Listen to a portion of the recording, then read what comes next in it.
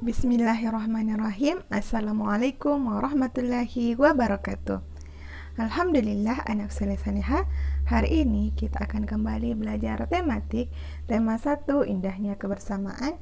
Subtema 2 kebersamaan dalam keberagaman. Muatan pelajaran yang akan kita pelajari hari ini adalah muatan bahasa Indonesia dan SBDP. Nah, anak soleh salihah, apakah Ananda sudah siap untuk mengikuti pelajaran hari ini? Insya Allah semuanya siap ya. Oke, hari ini kita akan mempelajari cara membuat ringkasan. Bagaimana cara membuat ringkasan?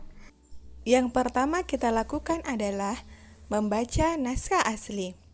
Membaca naskah asli sekali atau 2 kali, kalau perlu berulang kali, hingga anak soleh-solehah paham. Kemudian, mengetahui kesan umum atau inti dari tulisan. Selanjutnya, mengetahui maksud dan sudut pandang penulis naskah aslinya. Selanjutnya, yang kedua, mencatat gagasan utama. Yang kita lakukan yaitu membaca tulisan bagian demi bagian sambil mencatat gagasan pokoknya. Selanjutnya, menggunakan gagasan pokok yang digunakan untuk menyusun ringkasan. Selanjutnya, yang harus kita lakukan dalam membuat ringkasan, yang ketiga adalah gunakan kalimat baru. Menggunakan kesan umum atau inti untuk membuat ringkasan. Selanjutnya, menyesuaikan urutan isi dengan naskah asli. Jadi, urutan-urutan dalam naskah asli harus berurutan. Kemudian, menggunakan kalimat baru dalam ringkasan. Jadi, kita bisa menggunakan kalimat-kalimat baru dalam membuat ringkasan. Kemudian, menggambarkan tulisan asli dalam kalimat baru. Yang keempat, ketentuan tambahan. Menyusun ringkasan dalam kalimat tunggal. Dan selanjutnya, meringkas kalimat menjadi frase dan frase menjadi kata. Kemudian, anak soleh-solehah, sekarang kita akan membuat ringkasan dari bacaan yang berjudul Perbedaan Bukanlah Penghalang. Tidak seperti biasa, hari Minggu ini sekolah terlihat ramai. Hari itu, semua siswa diminta datang ke sekolah untuk menghias kelas masing-masing. Hari Senin akan diadakan lomba menyambut Hari Kemerdekaan. Bapak Kepala Sekolah berpesan, tiap kelas harus terlihat unik dengan kreasi anak-anak. Udin dan teman-teman sekelasnya juga datang ke sekolah. Pembagian tugas membuat hiasan telah dilakukan. Udin dan teman-teman di hari Jumat yang lalu. Menghias kelas merupakan tanggung jawab bersama. Nah, anak soleh-solehah, dari bacaan tersebut, di paragraf pertama ini kita dapat membuat ringkasan. Ringkasan dapat dibuat dengan menggunakan kalimat baru. Yang penting, inti dari bacaan tersebut tersampaikan. Nah, pada bacaan ini, pada paragraf pertama ini, ringkasannya yaitu, hari Minggu, semua siswa datang ke sekolah untuk menghias kelas. Karena hari Senin ada lomba menyambut Hari Kemerdekaan. Udin dan teman-temannya sudah membagi tugas dan tanggung jawab. Selanjutnya, kita akan membuat ringkasan pada paragraf kedua. Pagi-pagi, hampir semua siswa di kelas Udin sudah hadir. Hanya Edo dan Marta yang belum terlihat. Edo dan Marta sudah meminta izin pada teman-temannya untuk hadir terlambat. Mereka harus pergi ke sekolah minggu di gereja untuk melakukan ibadah pagi. Udin dan teman-teman lainnya tidak keberatan. Sebelum ke sekolah, Udin dan Siti mampir ke rumah Edo, lalu ke rumah Marta untuk mengambil bahan dan hiasan kelas yang telah disiapkan. Udin dan teman-teman memahami bahwa hari Minggu pagi merupakan waktu ibadah bagi Edo dan Marta yang beragama Katolik. Perbedaan waktu dan cara beribadah tidak menghalangi niat kerjasama mereka. Nah, anak soleh soleha, dari bacaan tersebut kita dapat membuat ringkasan, yaitu ringkasan pada paragraf kedua, Edo dan Marta datang terlambat karena harus ibadah ke gereja. Udin dan teman-temannya saling toleransi walaupun berbeda agama. Mereka tetap bekerja sama. Nah, anak soleh soleha, selanjutnya pada paragraf yang ketiga. Siang hari, sekolah semakin ramai. Kelas-kelas sudah terlihat indah dan semarak dengan hiasan merah putih buatan siswa sekelas. Begitupun kelas Udin. Edo dan Marta juga sudah terlihat di antara mereka. Selesai ibadah pagi di gereja, Edo dan Marta menyusul datang ke sekolah. Senang sekali Udin dan teman-teman berbagi tugas. Ada yang menggunting kertas, ada yang naik ke atas meja untuk menggantung lampion kertas, ada juga yang menghias pintu dengan pita kertas merah putih. Lelah tidak terasa. Ketika tiba waktu sholat zuhur, Udin, Siti, serta teman-teman lain yang beragama Islam menjalankan ibadahnya. Edo, Marta, Dayu, serta beberapa teman lain yang tidak menjalankan ibadah sholat melanjutkan pekerjaan menghias kelas. Menjelang sore, pekerjaan sudah selesai. Kelas Udin sudah terlihat semarak. Walaupun berbeda-beda, bekerja sama selalu menyenangkan.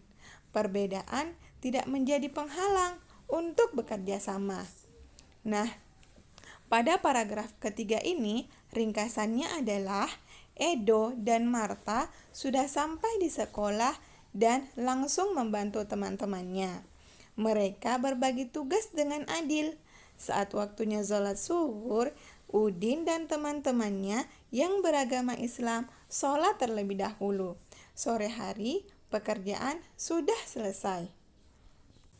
Itulah materi pelajaran kita hari ini tentang membuat ringkasan. Insya Allah anak soleh solehah bisa kan memahaminya? Nah, selanjutnya, apakah Ananda masih ingat tentang gerakan tarian dasar Bungong Jempa? Nah, sekarang kita akan berlatih menarikan dengan menggunakan formasi. Apa itu formasi? Formasi tarian adalah tata letak penari dalam menarikan suatu tarian. Sekarang kita akan mempelajari bagaimana formasi-formasi yang bisa dilakukan pada tarian Bungong Jempa. Yang pertama yaitu formasi horizontal. Formasi gerakannya bisa dilakukan pada gerakan berdiri atau pada gerakan A.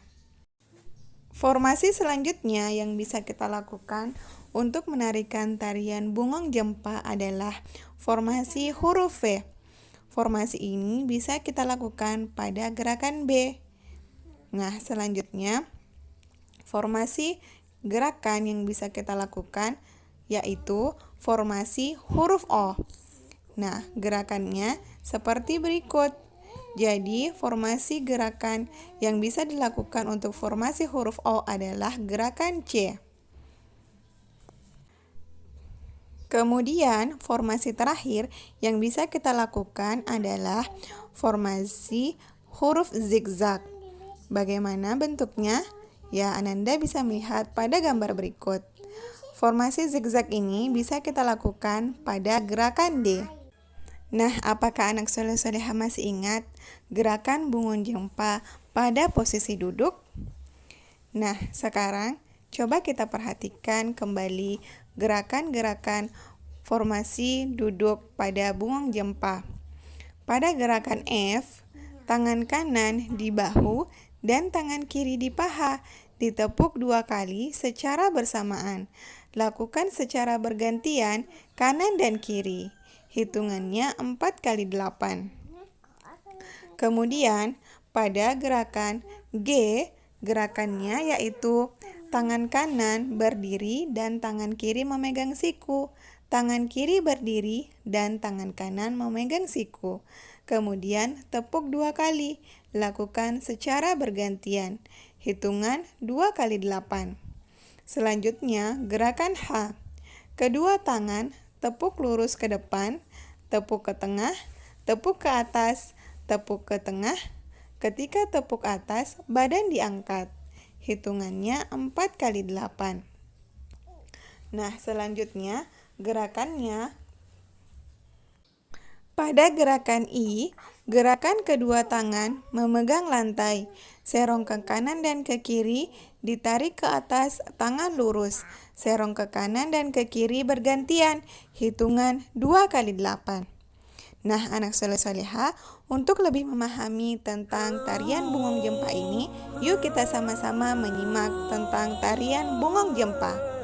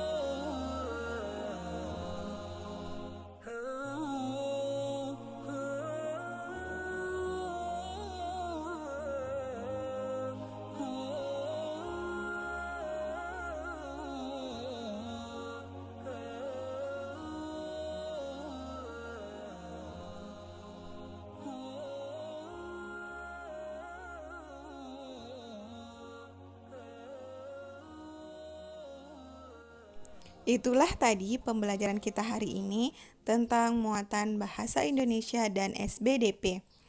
Nah, untuk tugas hari ini, silahkan Ananda membuat ringkasan mengenai bacaan bekerja sama dalam keberagaman berikut ini.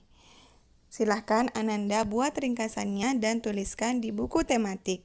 Sekian dulu pembelajaran kita hari ini. Semoga bermanfaat. Jika ada yang kurang Ananda pahami, silahkan tanyakan ke Ustazah. Syukron jazakumullahu khairan. Assalamualaikum warahmatullahi wabarakatuh.